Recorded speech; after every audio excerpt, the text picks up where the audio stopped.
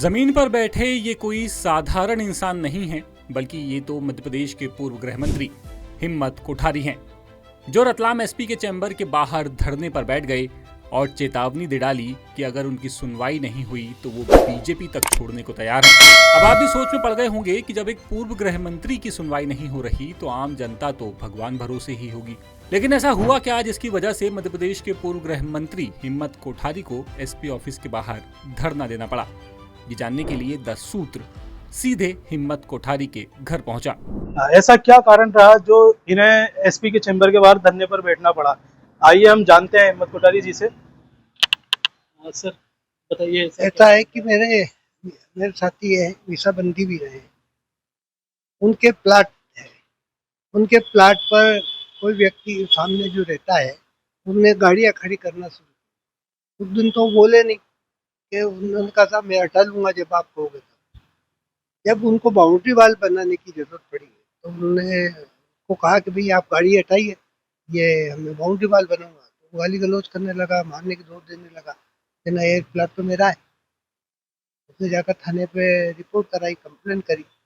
जैसा भी इस प्रकार से वो मेरे को जान से मारने की दौड़ दे रहा है, मारपीट करने की दौड़ दे रहा है। मेरा प्लाट है, ये रजिस्ट्री है मेरी, ये मेरा नामांतरण है, और इसलिए आप इसको मुक्त करवाइए ताकि मैं बाउंड्री वाल बना लूँ। रिपोर्ट तो उन्होंने लिख ली, पर बाद में वो टालामुली करते रहे। मेरे को जब उसने कहा तो मैं भी थाने गया। मैंने टीआई से बात करी कि भाई इसने रिपोर्ट लिखाया 15-20 दिन हो गए, तो आप कोई कार्रवाई नहीं कर रहा है और वो इनको जान से मारने की धोख दे रहा है। तो इस प्रकार से तो ये एक अराजकता की स्थिति में गई। कल वो भी डिमांड करेगा कि मेरे को 25 लाख दे दो। अब ये तो इनका जो प्लाट है वो करीब 50-60 हजार का लाख का प्लाट है।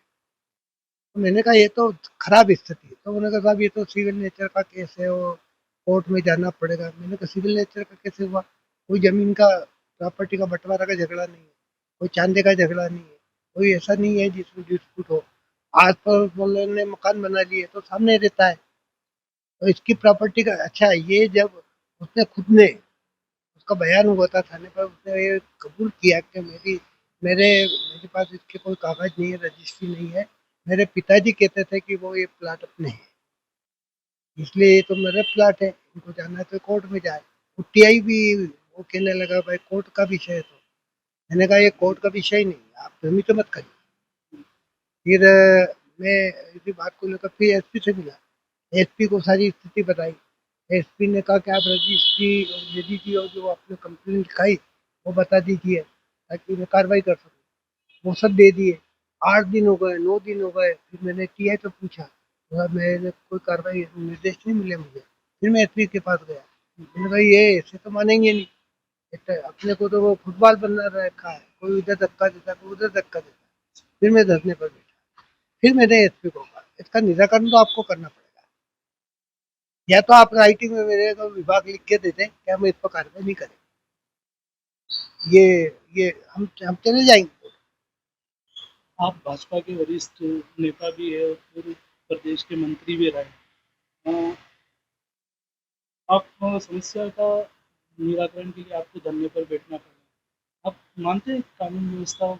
देखिए मैं गृह मंत्री भी रहा और मैं इन सब बारीकियों को समझता हूँ। मुझे ऐसा लगा कि निर्णय लेने में बहुत देरी होती है और इससे ये जो अराजक तत्व है ये हावी होता है। और निश्चित रूप से इसमें कहीं न कहीं ये लगता है कि भैया कोई कुछ निर्देश ठीक से नहीं देता, उसके कारण से होता है, गलतफहमी होती है। तो इसीलिए मैं धरने पर बैठा कि प्रशासन और शासन दोनों को जागरूक किया जाए। सिर्फ भोपाल रतलाम का सवाल नहीं है ये, एक प्लाट का सवाल नहीं है। पूरे प्रदेश में तो लाखों प्लाट हैं, करोड़ों होंगे जो लोगों ने खरीदे हैं, उनकी प्रॉपर्टी है, वो मकान नहीं बना पाए, बेवाले बने। अगर इस प्रकार से होने लगा तो ये तो अराजकता है। इस अराजकता के खिलाफ और इस लापरवाही के खिलाफ मैंने ये आप मानते हैं कि कानून व्यवस्था को लेकर? देखिए कानून व्यवस्था तो इससे ये तो सही है।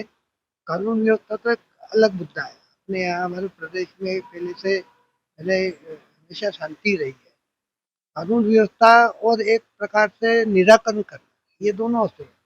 जैसे निराकरण दे। आप- कानून और व्यवस्था में कहीं कोई घटना हो जाए तो उसको मुलजिम को पकड़ना, उसको सजा देना, ये काम है। अब तो इस प्रकार के विवाद हो तो उसके तत्काल निराकरण होना, तो ये जल्दी निराकरण होना चाहिए। शासन डिले नहीं करे, निर्णय तत्काल करे। स्थिति तो है कार्यशैली में। जैसे कि आप ही की सरकार है, आप ही की सरकार में नेता और जनप्रतिनिधियों को धरने पर बैठना पड़ रहा है। देखिए, मैं ये मानता हूँ कि सरकार किसी की, मैं शुरू से मान्यता करा कि सरकार किसी की भी, हमारी भी हो, और हमारी अगर सुनवाई नहीं हो रही, मेरी सुनवाई नहीं हुई, तब भी जाके बैठना पड़ा, तो हमको लड़ना तो सीखना ही पड़ेगा। आम जनता भी क्यों पीस रही है? मैं कोई घटना होती तो मैं देख कर निकल जाता हूँ, आप कोई देखते हो तो आप निकल जाते हो।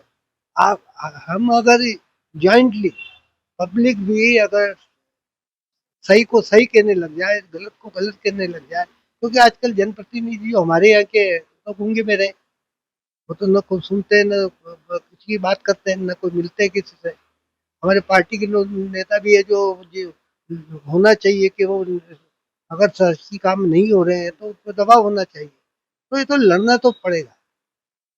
ये मैं मेरे लिए नहीं लड़ा हूं। पूरे प्रदेश के अंदर ऐसे करोड़ों प्लाट खाली पड़े हैं, और तो इस प्रकार से कब्जे होने लग जाएंगे और सरकार कह देगी सिविल नेचर का केस है, तो ये तो अराजकता है, फैलेगी इससे, निश्चित रूप से।